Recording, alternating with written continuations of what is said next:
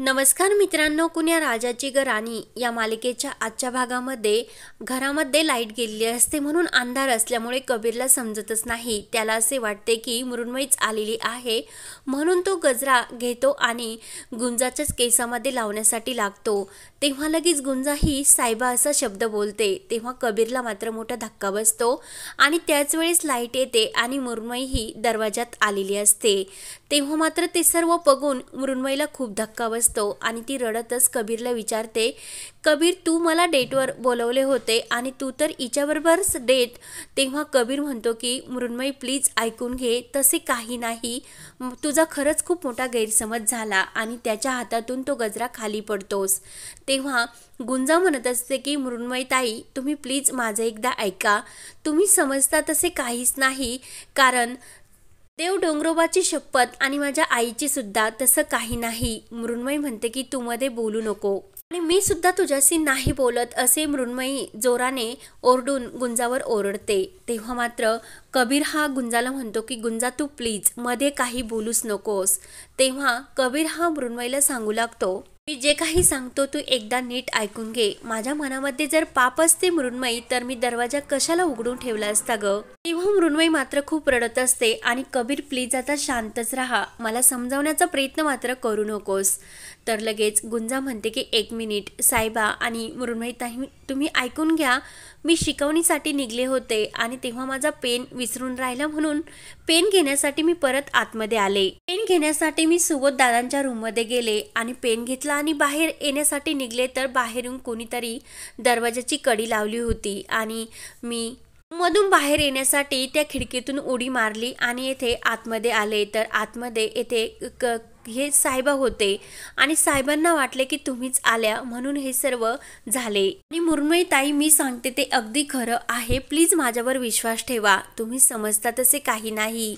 तर मृण्मयी ही रडत असते आणि आता मला काहीच ऐकून घ्यायचे नाही असे ती रडतच बोलते। गुंजा म्हणते की तुमचा विश्वास बसत नाही ना, म्हणून ती मृण्मयीच्या हाताला धरते आणि दरवाजा जो लावेल आहे तो दाखवण्यासाठी घेऊन जात असते आणि कबीरला सुद्धा येण्यासाठी सांगते। मृण्मयी म्हणत असते की हात सोड, मला काहीच बघायचे नाही। तेव्हा गुंजा त्या दोघांना रूममध्ये घेऊन येते आणि हे बघा दरवाजाची कडी अजून सुद्धा लावलेली आहे आणि दरवाजा उघडते आणि ज्या खिडकीतून तिने उडी मारलेली असते ते सर्व खिडकीतून गुंजा त्यांना दाखवते। तेव्हा मृण्मयी मात्र त्याकडे बघतच असते आणि शेवटी तिचा विश्वास बसतोच। त्यावर गुंजा म्हणते की अहो मृण्मयी ताई तुम्ही कधी मला बिगर ओढणीचं बघितले का, आणि मी जेव्हा उडी मारली ना तेव्हा ओढणी माझी येथे रूममध्येच पडली होती आणि उडी मारल्यानंतर मी हे सर्व साहेबांना सांगण्यासाठी तिकडे जातच होते आणि तेवढ्यात तुम्ही आलात, खरंच मला कोणीतरी कोंडून ठेवले होते। कबीर म्हणतो की पण हे असे कोण करेल। तेव्हा गुंजा म्हणते की मला माहिती नाही। तेव्हा गुंजाचे लक्ष आपली जी काही ट्युशनची बॅग असते तिच्याकडे जाते आणि ती कबीर आणि मृण्मयीला ती बॅग सुद्धा दाखवते। तर मृण्मयी म्हणते की अगं गुंजा, जर त्या रूमचा दरवाजा जर कोणी उघडला नसता तर तुझी काय अवस्था झाली असती। गुंजा म्हणते की त्याच भीतीने मी इथून या खिडकीतून उडी मारली। गुंजा चिडते आणि किती वेळा माझ्या आबरूची ही इज्जत खरे खोटे करण्यासाठी मला कोर्टात उभे करावे लागणार ते समजत नाही आणि ते सर्व डोंगर आईलाच माहिती। गुंजा रडतच म्हणत असते की ह्या खिडकीतून उडी मारल्यानंतर मी साहेबांना हे सर्व सांगणार होते आणि त्या अगोदर मला घरामध्ये कोणी कोंडून ठेवले त्याला मी हा जाब विचारणार होते, पण माझं नशीबच फुटकं आहे आणि त्यावेळी तुम्ही आलात आणि त्याच वेळेस लाईट सुद्धा गेली होती, पण जेव्हा तुम्ही आलात आणि त्याच वेळेस लाईट आली म्हणून गुंजा ही स्वतःच्या तोंडामध्ये मारून घेत असते। मृण्मयी म्हणते की अगं गुंजा स्वतःला आवर, हे काय करतेस। गुंजा म्हणते की नाही, या सर्वांमध्ये चूक माझीच आहे, म्हणून गुंजा ही स्वतःला शिक्षा करत असते। त्यानंतर कबीर म्हणतो की गुंजा स्वतःला मारून घेऊ नकोस आणि मृण्मयीला म्हणतो की तिला बाहेर घेऊन ये। तेव्हा मृण्मयी गुंजाला बाहेर घेऊन येते आणि गुंजा प्लीज स्वतःला शिक्षा करू नको आणि वाईट सुद्धा वाटून घेऊ नको, कारण माझा गैरसमज झाला होता, खरंच मी तुझ्यावर अविश्वास टाकला, पण आता मला माझी चूक समजली आणि मला तुझ्यावर कोणतेही असा आता अविश्वास नाही। तेव्हा मृण्मयी ही गुंजाला प्रेमाने मिठीत घेत असते। तर ते सर्व प्रेम बघून कबीरला मात्र टेन्शन येते आणि कबीर विचार करत असतो की अगं मृण्मयी खरंच निर्लज्ज सारखं तुला फसवतोस, तुझ्या विश्वासाला मी पात्र नाही। तेव्हा कबीरचं मन सांगत असतं की कबीर, हे जर सत्य तू ह्याच वेळी मृण्मयीला सांगितलं नाही तर ते सत्य एक दिवस कुणाचा तरी जीव घेईल, म्हणून हीच वेळ आहे ते सर्व सत्य सांगण्याची.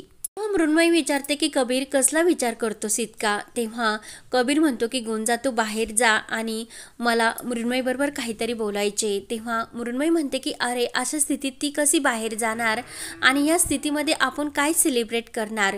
कबीर म्हणतो की नाही, मला तुझ्याशी एका खास विषयावर बोलायचे आणि तो गुंजाला बाहेर जाण्यासाठी सांगतो.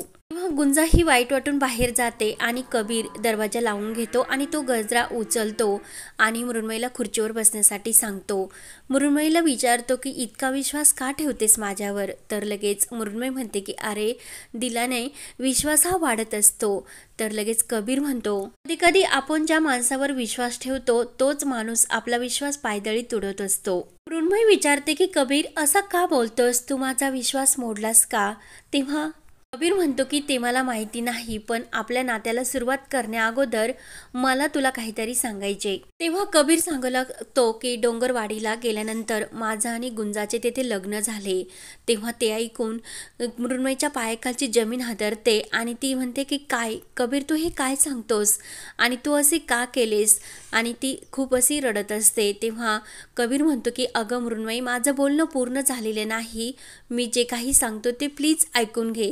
तेव्हा मृण्मयी म्हणते की आता ऐकण्यासारखं काय राहिलं रे, तुझं आणि गुंजाचं तर लग्नच झालेस ना.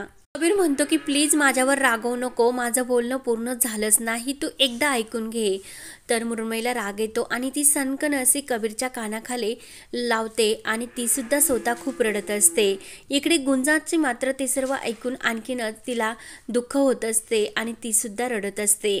तेव्हा मृण्मयी ही रडतच कबीरला म्हणते की गुड बाय आणि तेथून रागाने निघून जाते. तेव्हा लगेच गुंजा म्हणते की अहो मृण्मयी, ते काय झाले, काय इतक्या रागाने निघून चाललात? तर मृण्मयी काही ऐकत नाही आणि तेथून निघून जाते. तर गुंजा विचारते की अहो साहेबा, काय झाले, तुमच्या डोळ्यामध्ये पाणी का?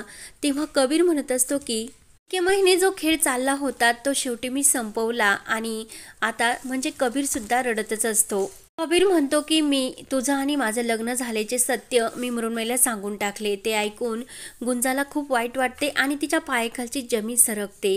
गुंजा म्हणते की साहेबा, तुम्ही हे काय केले आणि सर्व तुम्ही मृण्मयींच्या डोक्यावर हे ओझं टाकलं. किंवा जेव्हा बाईच्या जातीला काहीतरी दुःख समजते तर तिच्यामध्ये ती पचवण्याची ताकद मात्र असते, मात्र दोन घरामध्ये नसते. आणि आता तुमचं आणि तुमच्या मामाचं घरचं जे काही नातं आहे ना, तर त्या दोन्ही घरांचं नातं हे एका काचेच्या प्रमाणे ते तुटून जाईल.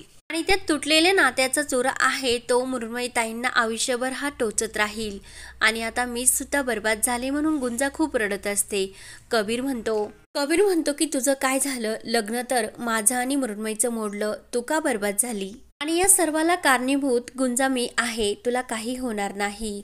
तेव्हा मात्र गुंजा म्हणते, किती सोपेपणाने तुम्ही हे सर्व बोलता. एकदा नात्याला जर तडा गेला तर ते नातं पुन्हा तसे पहिल्यासारखं होत नाही आणि या सर्वाला शेवटी मीच जबाबदार आहे. म्हणून गुंजा स्वतःला पुन्हा आपल्या तोंडात मारून घेत असते. कबीर म्हणतो की अगं, चूक तर माझी सुद्धा आहे की येथे आल्यानंतर मी सर्व हे मृण्मयीला सांगायला हवं होतं. तेव्हा तिने कदाचित समजून घेतले असते आणि आज ही वेळ आली नसती. तेव्हा गुंजा म्हणते की नाही, उशीर तर झालाच आहे, मी आजच डोंगरवाडीला आत्ताच्या आत्ता निघून जाते, कारण 26 तारखेला ती वेळ यायची नाही. तेव्हा मात्र गुंजा जायला निघते तर कबीर हा जोरजोराने हसू लागतो आणि म्हणतो की काय 26 तारखेला? 26 तारीख तर आता पूर्णपणे मोडूनच गेली, कसलं लग्न आणि काय? म्हणून कबीर पुन्हा रडतो. तेव्हा गुंजा म्हणते की साहेबा, एका क्षणात सर्व तुम्ही हे काय करून बसलात? मी आत्ताच्या आत्ता मृण्मयीताईला फोन लावा आणि हे सर्व खोटं होतं असे सांगा. तेव्हा कबीर म्हणतो की नाही, खोटं बोलून सुद्धा इथपर्यंत आलो, त्यामुळे आता इथून पुढे जे काही बोलायचे ते सर्व खरे बोलायचे आणि आता हे सर्व सत्य सर्वांना समजलंच पाहिजे असे कबीरने ठरवलेले असते. आणि हा भाग येथेच संपतो.